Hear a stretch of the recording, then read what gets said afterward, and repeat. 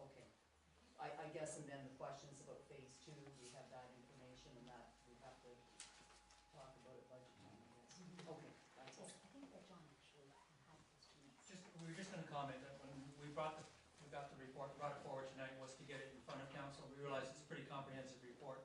We've only had the weekend to even crack it open and have a look at it. And, in our view, it would take, you'd enjoy nothing better than over the holidays to review it, sometime in the new year.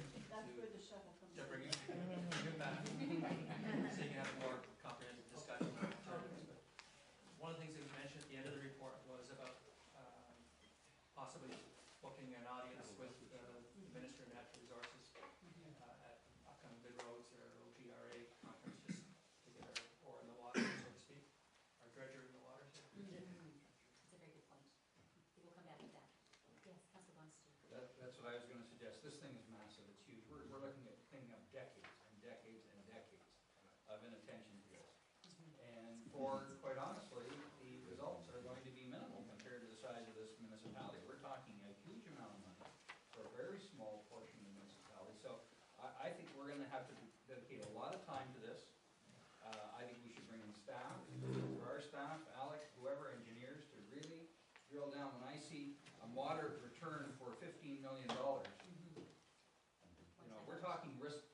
We're talking risk liability. So I'd like to move this. I don't even know if we move this into budget now. I think this needs a standalone day where we sit and really hammer it out with some staff people around that we can ask questions of. This is huge. This is not just a matter of, yeah, let's make $1 million available this year. This is huge. So I'm going to make that motion that we receive and file this and dedicate time to this, specific dedicated time to this, where staff are available and we can get into open discussion about what we think is the best. Okay, someone want to second that? Okay, Councilor second. Now, we can continue our discussion. Do you have something else you want to say? Well, I just wondered if we did everything that this said to do, would that little north side be able to go along and do its little, would that help it along at that point? Or, like, I mean, the federal government, I believe, gave us that chip, or gave us the funds to buy it, to do something along these lines on a regular basis, right? No, or just a month? How did we get it then? Yes, you do.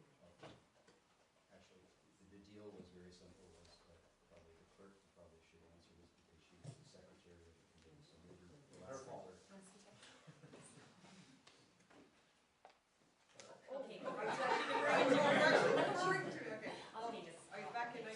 Back in 1988, when the federal government decided that Port Franklin is no longer going to be a federal harbor, they were kind enough to give us the north side for $11.2 as the name of this.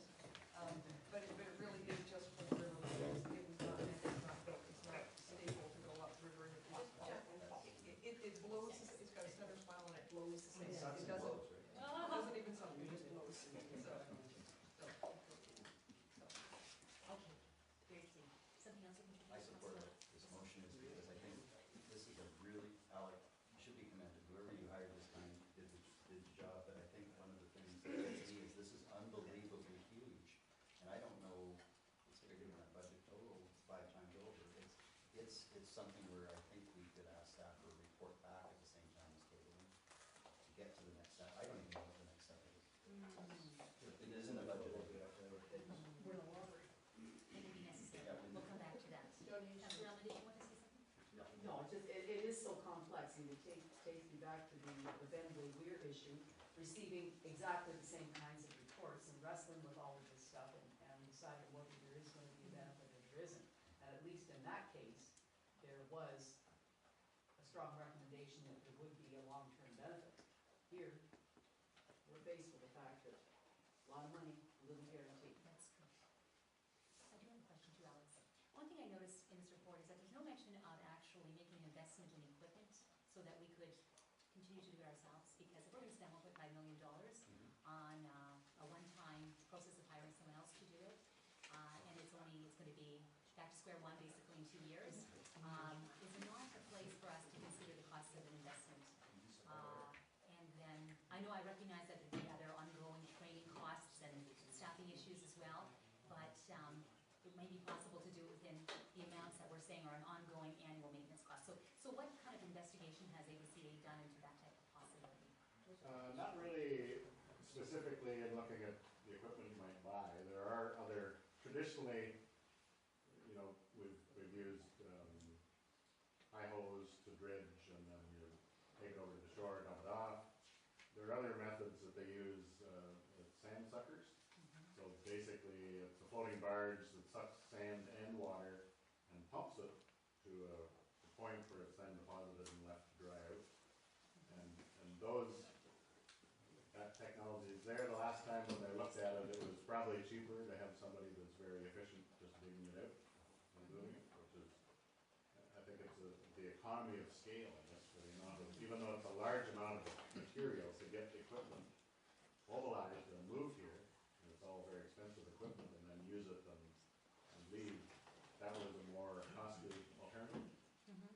But I see your point, that if you're gonna do this, is there something that could be purchased by the municipality and it can then be used for ongoing maintenance at a later date as well? And that's probably worth investigating. In the area of a high hole, I'm not sure about that, but possibly even a barge. A lot of the cost of doing work on the river is because there are a limited number of contractors that have a barge. And if you could provide them with a barge, a lot of them have high hose and a lot of them have skilled equipment operators that could probably use that. Even something as simple as that, might save money and sort of the annual dredging around the boat slip and even doing work on the river. Is that something that ABCA could look into further, or is that something that we would need to do internally? What are the divisions of responsibility here, do you think? I guess whatever you decided you wanted to do.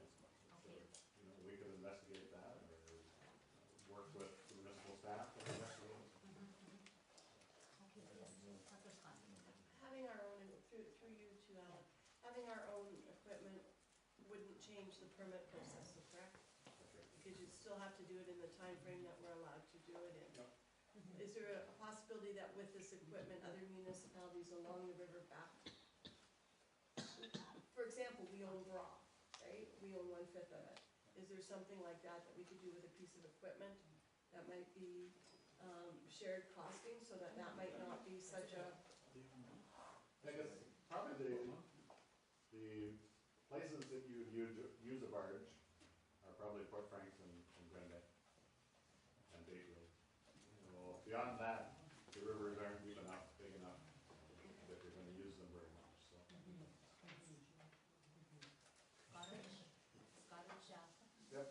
Goddard, Bayfield, so any of the larger harbors. And as you move north, you get closer to the people, another contractor that has his own barge. So.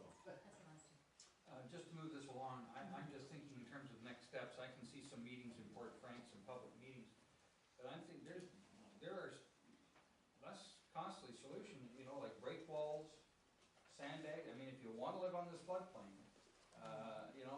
I know it's going to upset your view of the river, but it upsets me more to spend $15 million on a moderate solution. So I think we need more discussion, and I think we need public discussion. I think the people living down there need to see this, and I think they need to understand what we're faced with. And perhaps they'll come up with something a little more tenable to our budgetary constraints. So are you suggesting another public meeting? I think so. I think we need, I I think we need to work on this with our staff, with the ABCA, and then at some point down the road, when we're ready to maybe look at something, we have a public meeting that shows what we're faced with. Okay, Councilor Scott. I think a meeting potentially down the road is maybe a good idea, but I do think prior to that, we need to, this is huge. I mean, I never knew when I kind of introduced the concept that it was gonna be quite as involved and as quite as mind-boggling when you start to read it. So I need some education on this. I need a lot of education on this to make it. Yeah, and so I think before we can consider a public meeting, we need to do some homework on being educated ourselves, and then at that point, go from there. Okay, so the motion on the table, or did you have something else? Well, just to follow through with your suggestion. Yes.